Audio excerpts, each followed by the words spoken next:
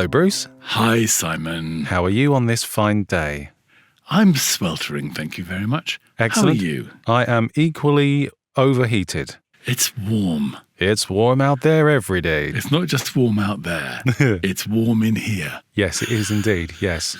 Because we're sitting in booths. We are. We are sitting in small, enclosed, overly padded, overly insulated, not very airflowy sound booths. Why would we do that to ourselves, Simon? Because we're crazy. Or because we're professional voiceover artists. That would be it. I think that's it. That'll probably be it. At this time of year, all the VOs online post photos of themselves looking very, very hot and flustered. Yes. There are various techniques. Most of them involve noisy fans and things, which obviously you can't use in a room when you're recording on a microphone. No. I remember my very first year of doing voiceover. It was very warm. Yes. And at that point, I didn't have a proper studio with proper treatment. And I was using what they call a pillow fort or a duvet fort. Yes. So I was basically recording underneath 3 duvets. In the height of summer. In the height of summer. Yeah. That was hot. Yes. Yes. Ice pack down your trousers time. Yeah, actually, I hadn't thought about doing that. I know that there are VOs who actually sit on an ice pack. I've sat on an ice pack. I've tied a couple of ice packs together with a piece of string and draped them over my shoulders like Formula One driver. Sure. I was going to say like a bandolero, but yeah, why not? That works. So there you go. The first tip of the show. Yes, there we go. Sit on an ice pack. Yes. So that's what we do professionally. And because we're gluttons for punishment, we also come and sit in these hot little places for fun. And we do it every week. Indeed. And we've been doing. How many weeks have we been doing it for, Simon? Well, now, see, that is a technically awkward question. So this is... Use the C word. Use the C word. Okay, this is our centennial episode. This is the 100th episode of Factoraly. It is. You will notice on your list, assuming you're a regular here and you've been listening to us for ages, hello again, welcome. You will notice that this is marked episode 100. 100. Isn't that exciting? Isn't that good? Isn't it wonderful? It's a lie. What? It's not our 100th episode at all. What? We did Christmas. So we did 12 at Christmas. We did 12 at Christmas. We threw in a New Year's Day. Then you have to subtract 1 because one of those episodes happened to fall on the regular week when we would have done an ordinary episode. But seasonal specials notwithstanding, the numbering system follows, and this is our official 100th episode. So, hooray. Well done. You've stuck with us this far. Yeah, we've got up to 3 figures, and we hope to be producing these for, well, I say we're producing them for you. We're not really. We're doing it for us. Yes. Because we like doing it. It's fun. And I hope that comes across, actually. I've been told that by people who listen to say, yeah, you obviously have fun. Yes, clearly we do. We do. We love the subject matter. We quite like each other. It's good fun.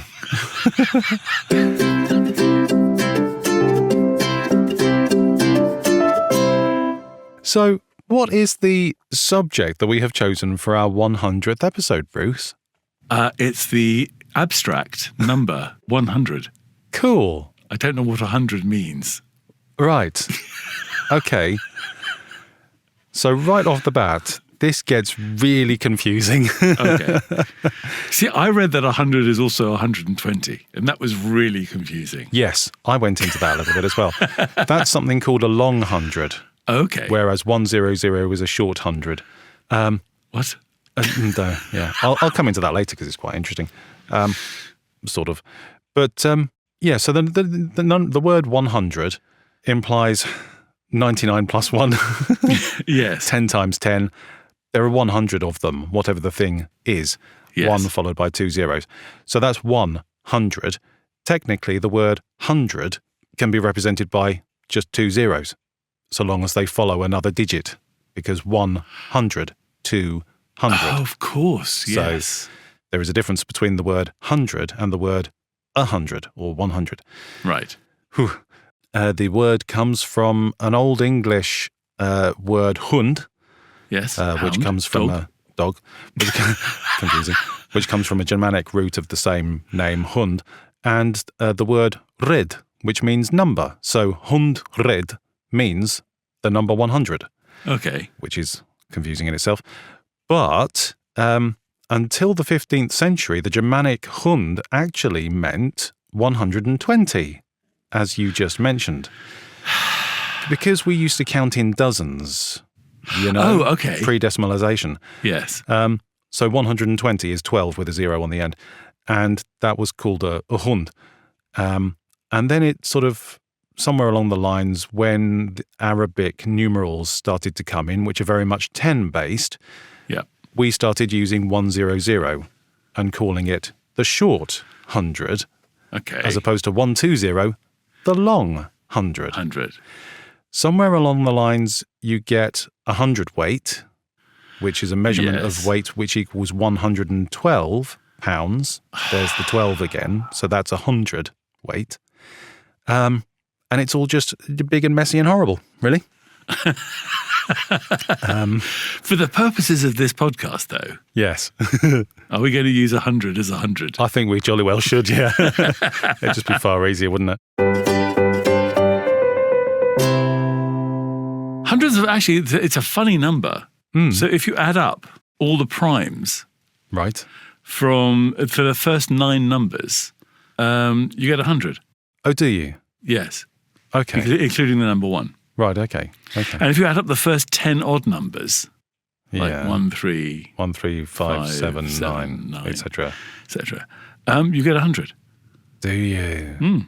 That's creepy. So prime numbers up to 23, Yeah. you get 100. Right. I mean, these are things that mathematicians they play with this stuff all day long. Yes, absolutely. Yes. Yeah. I looked at the word 100 in other languages. So Welsh, it's cant. French, it's cent. Italian, it's Cento. cento. So those all come from the Latin centum, meaning 100, Right. from where you get century, centurion, Yep. etc., etc., etc. Germanic, it's they still use sort of hundert, so it's very similar to the original hund. And then I had a look at what happens after you reach 100 when you're counting. We say 101, 102, etc., etc. It seems we're quite unique in doing that in English. So the French don't do that. The Germans They don't probably do do that. 24 times 7 plus 3. So in French, they just say cent un, cent deux. So it's Yeah. just 101, 102, Yeah. the number followed by the number. We seem to be quite unique in throwing an and in there, except the Italians who also throw an and in there, but no one else seems to bother. Numerically, Yes. as we've already established in decimal or deanery, if you want to be technical. Sorry, Yes, deanery. deanery. Isn't that somewhere a dean lives? So it should be, shouldn't Like it? a rookery is where a rook lives. That's great. Rockery is where a rock lives. Deanery, so I did a spot of computer stuff at college, and therefore I find number bases interesting with binary and hexadecimal and all that sort of stuff. And technically, in that term, the decimal, the 100 base numerical system is called deanery, Okay. DENAR, as in denarius and that sort of thing. So in the deanery system, you write 100 as 100. In the binary system, you write 100 as 0110 0100, Of course you do. which just trips off the tongue. Yes. In hexadecimal, you write 64, and that's 100 in hexadecimal. In ASCII, it's lowercase d. Don't ask me to explain that. It's complicated. Yes, so there are lots and lots of different representations, spelling, numerical representations of what we are talking about here. Yes. 10 times 10. That'll do it. What other places would you find 100 things? Oh, Scrabble tiles? okay. There are exactly 100 Scrabble tiles No. in a set of Scrabble. Are there really? Yes, there are. I did not know that. That's brilliant. Did you look that up, or did you actually get out your Scrabble board and count? I count. No, I didn't count them. Should have done. Oh, that's great.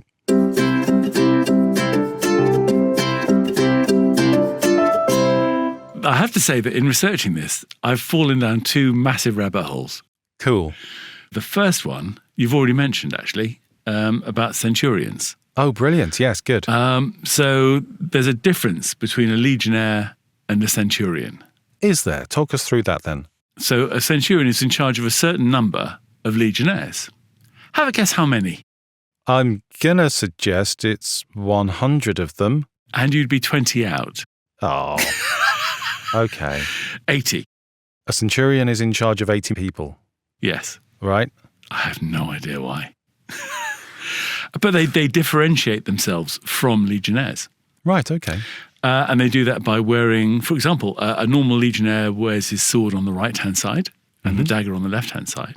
A centurion wears their sword, or gladius, as it is in hence gladiator. Back it up a little bit there. Gladiator comes from gladius, which is the name of their sword. Which is it's the word for sword, yeah. Wow. So a gladiator is a sword. It's a swordsman.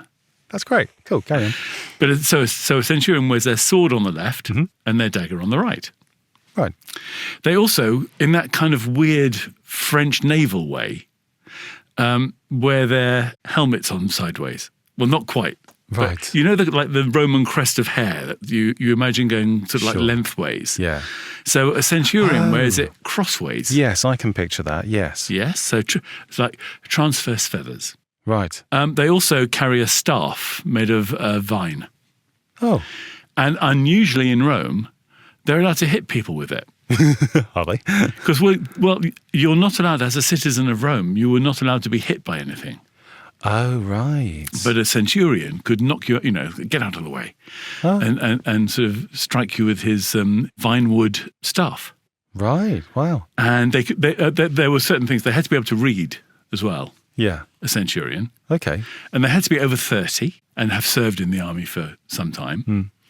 If they got about 15 times the wages of a legionnaire. Wow, really? So quite, pretty well paid people. How many people was a legionnaire in charge of? Or was that sort of the lowest rank? Was that like private? That's private. Right, Yeah, okay. That's like a working soldier. Yeah, yeah. Oh. If you were very good, you got to be a primus pillus. What did you just call me? So primus pillus is like the centurion of centurions and was in charge of centurions. Right, okay. And they were like second in command in the army. They were very high up. Then I went down the rabbit hole. I mean, this is already a rabbit hole. There's more. But then I went down to, I wonder when that sort of changed. And I noticed that somebody talked about kentarchs. And a kentarch is the Byzantine name for a centurion. Oh. And I started to look into kentarchs. Right. And then I started to look into what the difference was between the Byzantine Empire and the Roman Empire. It's all just in a day's work for Factoraly, isn't it? Yeah, then you find out that Byzantium was actually the Eastern Roman Empire and the capital was named after the Emperor Constantine. So Constantinople, now Istanbul. As the song says. And there is a absolutely fantastic video explaining what happened with the Roman Empire and the Byzantine Empire and all the other empires in the same area, like Genghis Khan and all the other things. Right. Which I would love to put on. We have a blog. Oh, yes, we do.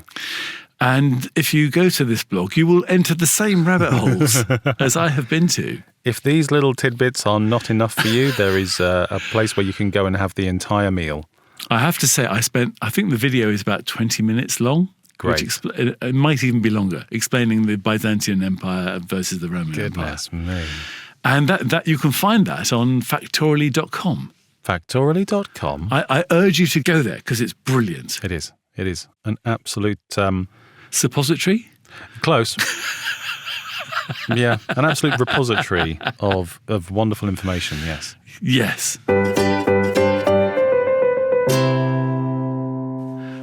What other hundreds are there, Simon? Well, that actually quite nicely links into my next bit, which is about the word century. Okay. You mean the club in London? Yeah, that's the one. Yeah, I'm going to talk about that. The one with 100 steps up to the roof terrace. Is that right? Is that why it's called Century? Yeah. That's brilliant. Nope, not that one. Oh, okay. I've never been there, actually. That sounds quite cool. It is cool. So century, 100 years, a group of 100 years, or in cricket terms, it's a score of 100. Yes. And century obviously comes from that old Roman centum and centurion and so on and so on. Yeah. The word century was first written as we write it in English in the 17th century. And I was sort of having a ponder about, it's funny what things there are in life that you think, I wonder why that is, but you never actually get as far as looking it up. And this is one of those things. I've often wondered, have we always looked at history from the point of view of centuries? This happened in the 12th century. That happened in the 17th century, yes. etc. And then that confuses all school children because they go, well, it's 17th century, so it must have been 1760 or something. Right, no, yes. 17th century means the 1600s. It's the number before the number. Yes, exactly that. No, we didn't always do that. It's a relatively recent invention that came around in the year 525 AD, which was obviously in the 6th century. Before that, we didn't do that. We didn't say this happened in the 1st century or the 2nd century. We just sort of, every culture, every country, even regions within countries had their own counting system for historical events. Okay. And they were often framed within the year of the reign of a particular monarch. So this thing happened in the 5th year of the reign of king, whatever it was. Rome, they used to count their years in reference to the traditional date of the founding of Rome. So they, in Western society, we've obviously taken the birth of Jesus as being the sort of the reference point. So everything is either after or before that. Yes. The Romans used to count using something called ab urbe condita. Okay. So the year following, how many years after the founding of Rome. And that led me to look into the whole AD BC thing. Yep. Which came about in the year 525. It was created 6th century. 6th century, yep. It was created by a monk called Dionysius Exiguus. Lovely name. Right. And he was just sort of getting, people were getting annoyed with the fact that no one could agree on a unified date for things. So something happened that everyone knew about, but each country would say, oh yes, that was in this year, that was in that year. And it was totally ununified. So this chap came up with the idea of measuring everything against the year of the birth of Christ. And the idea sort of spread throughout the Christian world. So this is kind of like Celsius versus Fahrenheit. Yes, exactly, yes. Instantly John Finnemore sketch. I think people will just use the better system. So yes, he sort of came up with the idea, well, the entire Christian world recognizes the birth of Christ and we roughly sort of agree when that happened. So let's just put all of our dates in reference to that. And it was him who started this idea of the 1st century AD, 2nd century AD, etc., etc. Anno Domini. Anno Domini. And this is another thing that's always confused me. So we have AD, Anno Domini, which is Latin for in the year of our Lord. Yes. And BC, which is English for before Christ. Yes, and or BCE. It's CE and BCE these days, which stands for Common Era. Common Era and before Common Era. Yes. But it had always puzzled me why we have AD, Latin, and BC, English.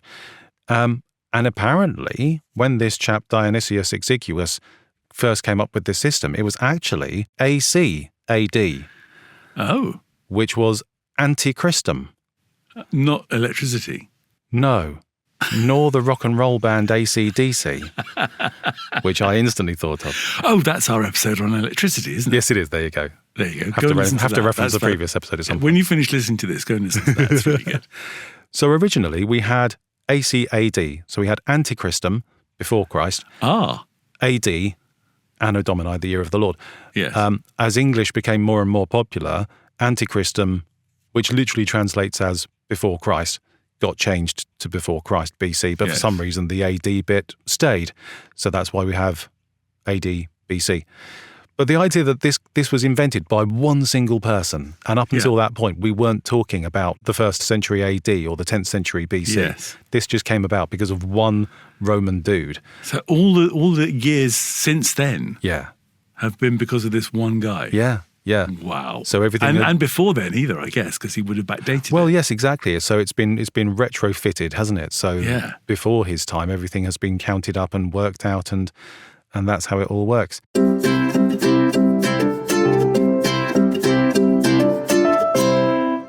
Centuries. It's a long time. Mm. It's a long time to be at war. Yes, I suppose so. Which brings us to my second rabbit Your second hole, rabbit hole. which was the 100 Years' War. Oh, cool. Oh, so it's a nice light-hearted one today, isn't it? Yeah. Which lasted from 1337 to 1453. So to my maths, that's 116 years. Yes. Well, that's... So the 100 Years' War, it's kind of it's very nearly a long 100. It's a long 100, yes. Yeah, so that lasted 100 years, and that was... British people have a thing about the French. You certainly do. Well, one of the reasons is because we used to own it, or quite a lot of France. Sure. Again, go to the website. There's a wonderful video explaining how the English used to own quite a lot of France. And it sort of went from Edward III versus Philip VI of France. Because Edward III technically could have been King of France as well as King of England. Oh, really? Oh, because of his mum. okay. But the French said, we don't want this English bloke as a French king, even though he actually spoke French perfectly. Yes. We want a Frenchman. We'll have Philip VI. Anyway, so there's all sorts of things where England owned Brittany, owned Calais for ages and ages and ages. We owned Calais. Did we? We owned a lot of France. Right. And this thing went on, between Edward III and Philip VI, and then all the Charleses, up until 1453. So as I said, started in 1337. And eventually was Henry V and Henry VI, Part 1. All those kings as well. And the Black Prince got involved in this, and it was a complete mad time. There's so many wars and so many mercenaries being employed by these kings to fight each other. Yeah. It really didn't make sense at all. I mean, the Charleses, the French Charleses, I love. One of whom got killed as a direct result of playing tennis. See our previous episode on tennis. Absolutely. So the Charleses had numbers, of course, but they also had names. Other than Charles? Other than Charles. So there was Charles the Good. Oh, they had nicknames. Who was followed by Charles the Bad. Shame. Who was followed by Charles the Wise. Oh, I really wish he'd been Charles the Average. And Charles the Mad. Charles the Beloved. And Charles the Victorious, who was Charles VII. Right, wonderful. And I wonder why he's called Charles the Victorious.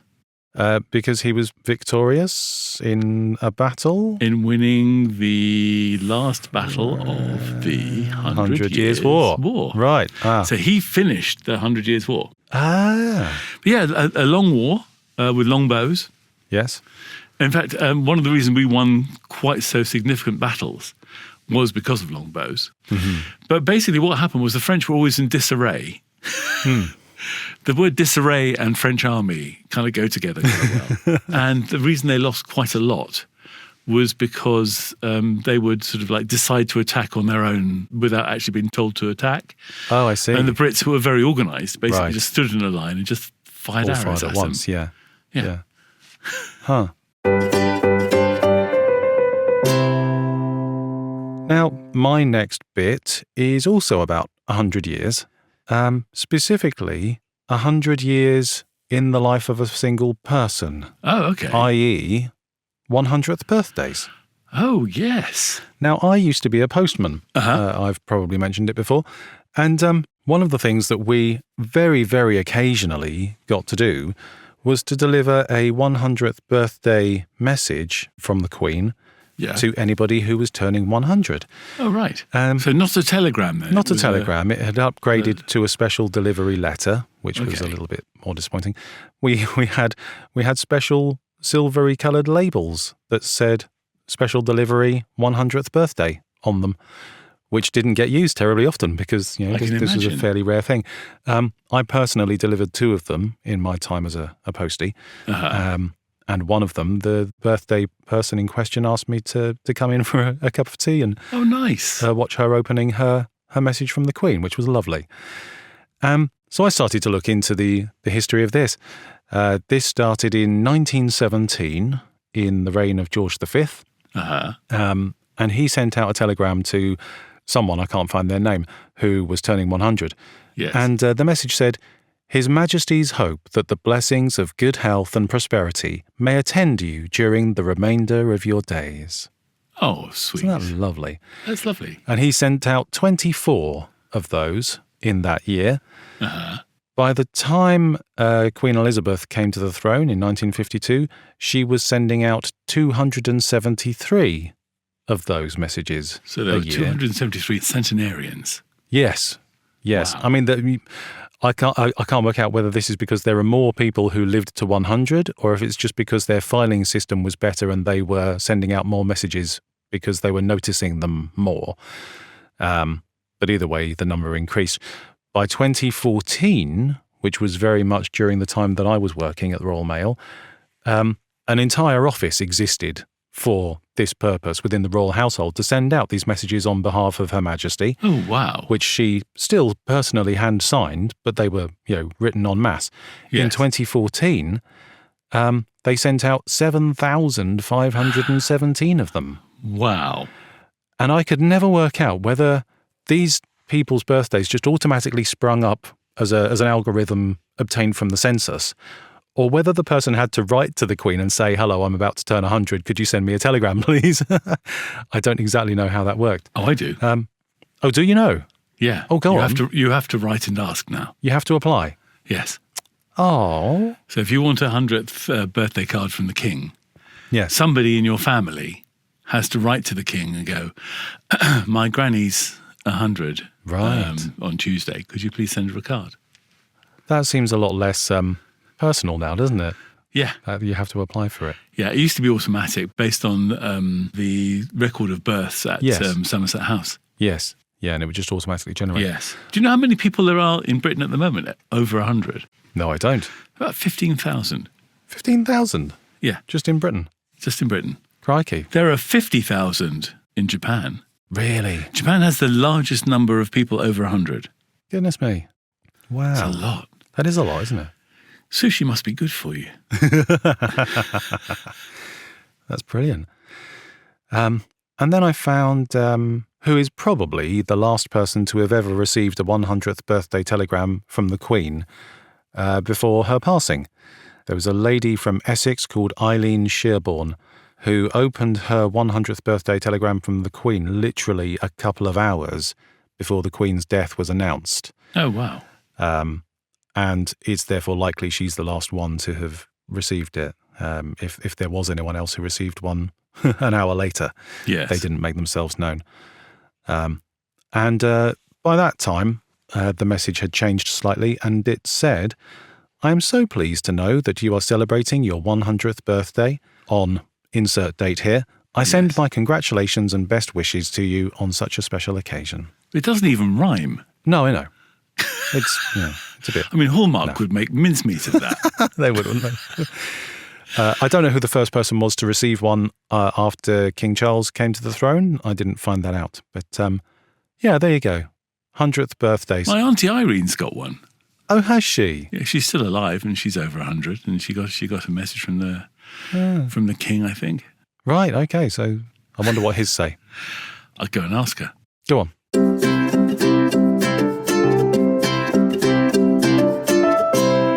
Other hundreds. Yes. In fiction, we have the 100 Acre Wood. Oh, Winnie the Pooh. We have Winnie the Pooh in the 100 Acre Wood. I love Winnie the Pooh. And apparently the 100 Acre Wood was a real thing. Yes, I've been there. Have you? Yes. Ooh, what can you tell us about the 100 Acre Wood? It's in the Ashdown Forest, and A.A. Milne had a house in the Ashdown Forest where he lived with his son Christopher Robin and his various cuddly animals, and therefore all of the stories took place in this area.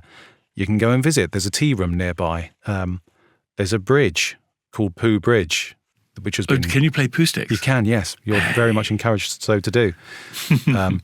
And this particular bridge is the bridge that Milne and his son used to walk over, and is probably the inspiration for Pooh Bridge and the game of Pooh Sticks. Wow.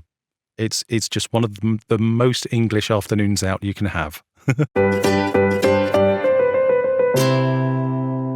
Other hundreds? Oh, if you're ever in trouble in Belgium, the emergency services number in Belgium is...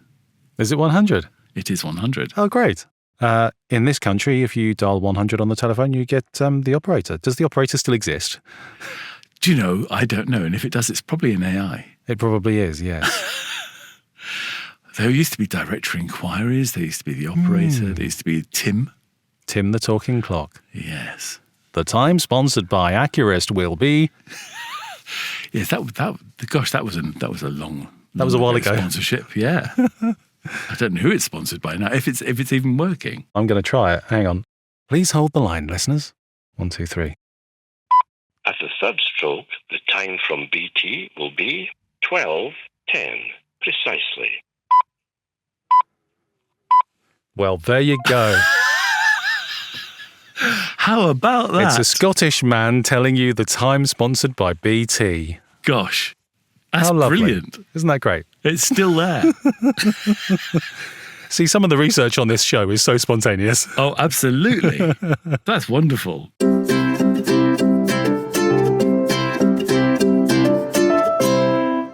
There used to be 100, an area of land was called 100. Oh, yeah. Did you look at that? I had did. a poke at that, and then I decided it was too much for me. So it was 100 hides, actually. And a hide was the amount of land that would support one peasant family. Right. So 100 was an area of land that would be large enough to contain 100 peasant families. Yes. Right. Or it would be about 12,000 acres. Okay. Is 100. 12. There we So go that's again. going back to the old pre-Arabic long 100 definition of 100. Yes. Right. Isn't that interesting? Oh, it's all falling I into hadn't place, thought isn't about it? that. Yes. Great. Yes, and I think they still use that in sort of church parish council terms, don't they? This is the parish church of the Surrey 100 and things like that. Yes. Which is a it's 12,000 acre area. Brill. So did you come across any Guinness records about the number 100? I certainly did. Way too many to recite. Can I start with one? Oh, do, yeah. Because you know I'm into cars. Sure. The world's longest car Yeah. was exactly 100 feet long. Was it really? That's long, isn't it? It's a Cadillac. Had Sure. 26 wheels, and it had a helipad and a pool and a jacuzzi. Goodness me. That's a big old car, isn't it? Yeah. If I can find a picture of it, I'll put it in the show notes. How wonderful. Wow. A lot of the records I found were sport-related. Fastest person to ever run the 100-meter sprint. Yes. Obviously Usain Bolt, 9.58 seconds. The world record for the fastest women's 100-meter sprint, less than a second off that, 10.49 seconds, set by Florence Griffith Joyner. In 1988, hasn't been beaten since. I discovered something interesting recently, which was, you know, the film Chariots of Fire? Yes. I always thought that the race that they were running was the 100 yards. Right. And it wasn't. What was it? It was the 100 meters. Okay. Back in the 20s, back in 1924, they were actually running 100, they were running meters. They'd gone metric already by that point. Yes. How interesting. Because they run in slow motion, it feels like the 100 miles. Well, yes, to that wonderful music. Yes, absolutely. I found a record for the longest time living in an underwater habitat, 100 days. Wow. A fellow called Dr. Joseph Dituri, also known as Dr. Deep Sea. He created this underwater habitat in Florida, only sort of 30 feet underwater, so not hugely deep. Yes. But he went and stayed in it, and he wanted to experiment what the long-term effects of pressure on the human body were. But apparently it had greater effects on his mind, just the isolation and I can only all that imagine. sort of stuff. So 100 days in a fixed underwater habitat. Gosh. The last one, the Guinness World Record for the fastest time to mentally add 100 four-digit numbers. Have a guess. Okay, hang on. Let me think. Okay. You've got to add 100. You've got 100 numbers. Yes. They're all each four with digits. 4 digits. Yes. Wow. And you're adding it up in your head. Because it's going to take you about a minute and a half just to count to 100. Just to read it. Yeah, exactly, yeah. So adding up, I would say 26 minutes. Okay, that's a good guess. Yeah. But wrong completely. Yeah. 30.9 seconds. Seconds? Mm-hmm. So there's a 14-year-old boy, and this record was set just this year, February 2025. 14-year-old boy from India named Aryan Shukla, nicknamed the Human Calculator. Of course. And there's a video, which we'll put on the website, obviously. There's a video of him looking at a computer screen, and it's flashing up these four-digit numbers, one after another, and somehow or other, as they're doing that, he's remembering that number and adding it to the previous number. What? And 100 of these things flash up, and he adds them up, and it takes him 30.9 seconds. Wow. Because the record for counting from 1 to 100 Yes. is 27.4 Is it really? seconds. But he's doing addition. He's not just counting numbers. I know. He's not actually only adding them counting, up. he's doing addition in the same time. It's bonkers. That's I don't crazy. understand how this works at all. But yeah, there you go. He's done that. Wow. Yes, those are all the records I found that have anything loosely to do with the number 100. Goodness me. Mm.